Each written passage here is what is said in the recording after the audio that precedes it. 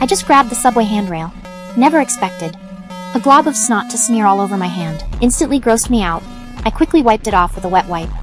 At first, I didn't think it was a big deal, but when I got to the office, my coworker noticed my nose was bleeding, and I had these red bumps on my palm. I brushed it off at first, but then my nosebleed went crazy. Something seemed to be moving inside. In a blink, sprouts started growing out. Before I knew it, I was covered in flowers, turned into a human plant. Thank God it was just a nightmare. Don't psych yourself out. I immediately ripped off my band-aid. My coworker came over to remind me. The celebration was about to start. My horror channel just hit 1 million subscribers. Everyone at the company was thrilled.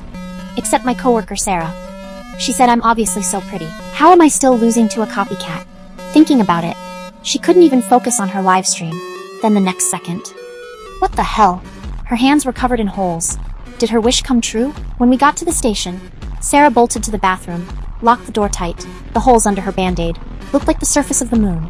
They were spreading up her arm. She touched her neck. Her whole body was infected. Sarah was shaking all over, tried to grab some ointment. It dropped on the floor, just as she bent to pick it up. Suddenly, I knocked on the door asking if she was okay. Sarah freaked out. My voice was the last thing she wanted to hear, so everyone went quiet. She looked down again. Oh my God. Sprouts were growing from her palm. She covered her mouth, not knowing whether to cry or laugh.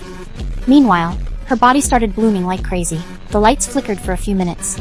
A brand new human plant was now fused to the toilet.